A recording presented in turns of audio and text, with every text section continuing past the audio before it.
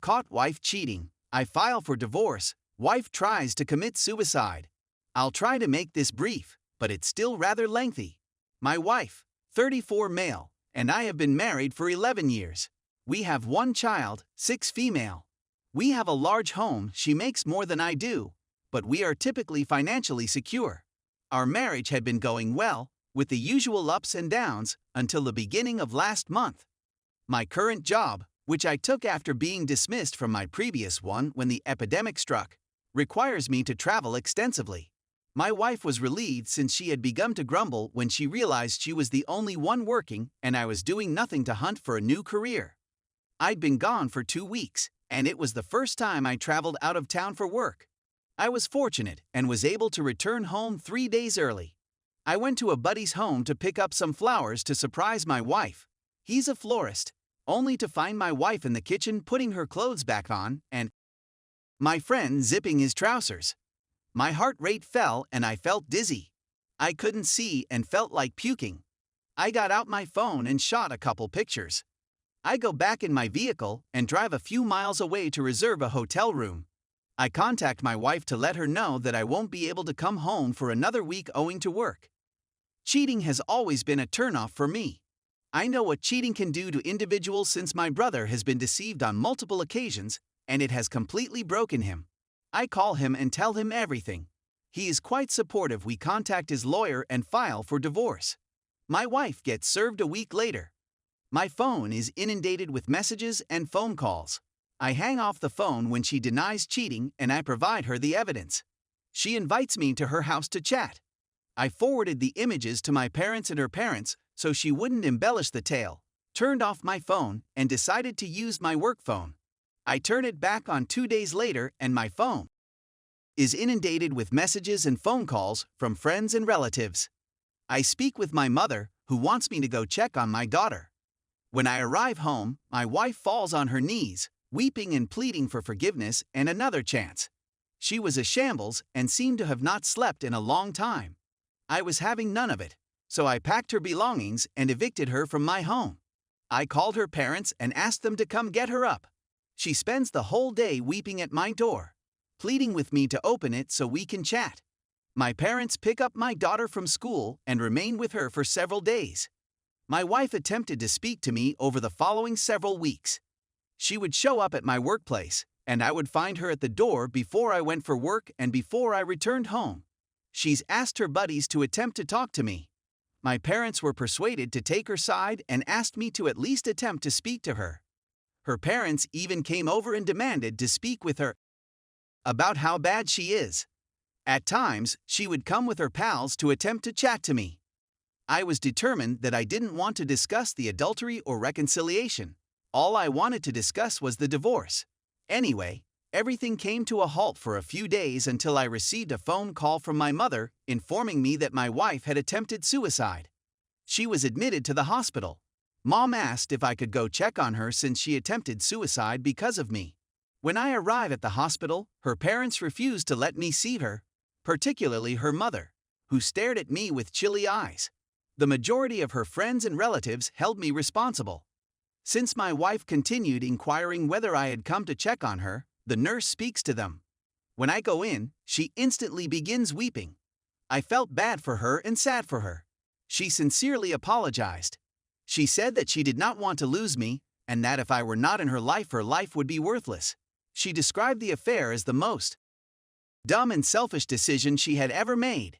They had been having an emotional affair for a week before I left. When I left, he became physical. Everything's been 2 weeks since it occurred, so I urged her to allow me some time to process it, and I've been numb the whole time. She was freed and is now living with her parents, and I'm always keeping an eye on her. I'm not sure what I'm searching for. Maybe this is simply a rant. Story 2. I picked up since finding out my, now ex-wife was cheating on me. Background. Earlier this year, I discovered that my wife had been unfaithful to me. We had been married for less than 6 months, but had been dating for almost 6.5 years. I'm in my early, or perhaps mid-30s, and she's 2.5 years my junior. We met in graduate school and had been living together for over 4 years when I found out.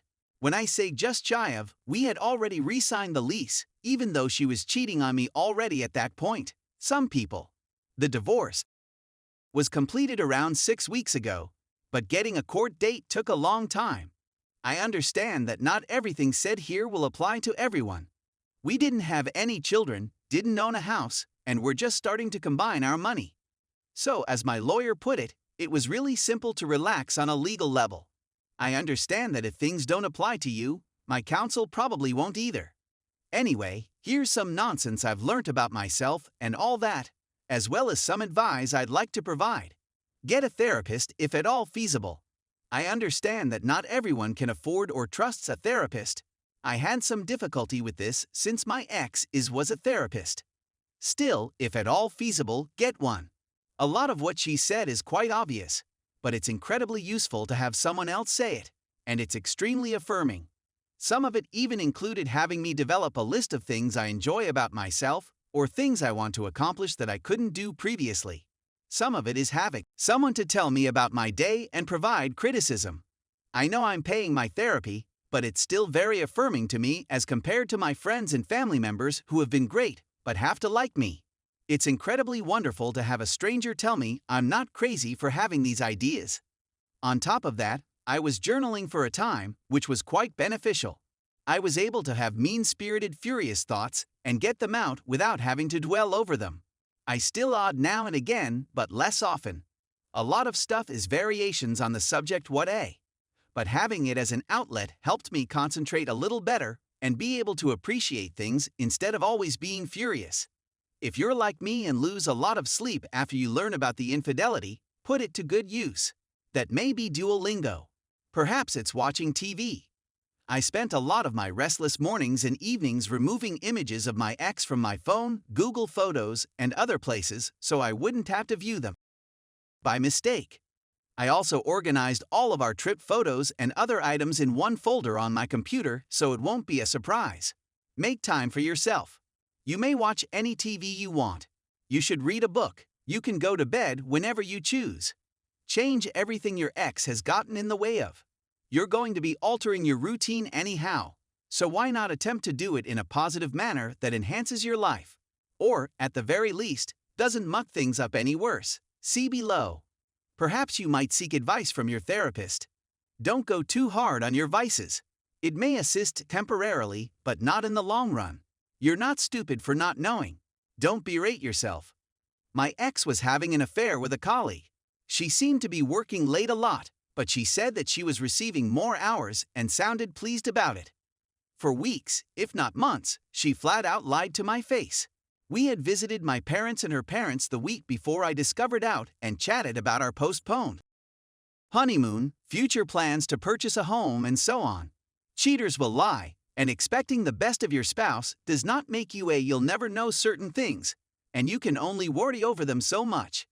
My ex said it had just been a month or two, but she'd been chatting to this employee prior to that. I want to believe that, but I'll never know whether it's genuine or if she cheated in the prior 6 years. I've had enough of driving myself insane about it. Be kind with yourself. Recognize that you loved your ex for a variety of reasons. That's okay. When I met my ex, I was a heavy drinker. Sober was her name. I was able to keep my drinking under control and to a minimum, due primarily to her, since I felt obligated to do so in order for us to remain together. I'm not sure it would have occurred otherwise. To be honest, it was a nice thing that came about as a consequence of our connection. There's probably not much else I'll acknowledge that about, but this I will. And you may have some as well. Liking a vacation, appreciating a meal your ex made you eat, and so on. Some things may cause you to get too emotional at random. I burst into tears in the midst of the day when listening to Olivia Rodrigo's Driver's License. I believe that worried my mother a little since I was residing with my parents at the time. That has generally ceased at this time, but I still encounter things that remind me of my ex and think to myself, what a jerk, and try to move on with my father. Do it right now. You have a lot of life ahead of you, no matter how old you are. It has the potential to be excellent. Do the things your ex was preventing you from doing or don't. I'm not your mother. Cook meals they didn't like. listen to music they didn't like, and so on. You still have a lot of living to do. Enjoy the nonsense you don't have to do as well. My ex-in-laws might be tough, but I don't have to see them anymore. Yay! Owner IT. I've been quite upfront with everyone in my life and have gotten nothing except encouragement. I understand that based on your employment, this may not be feasible for you. But if at all possible, don't feel humiliated that a jerk did something bad to you. That is their fault, not yours.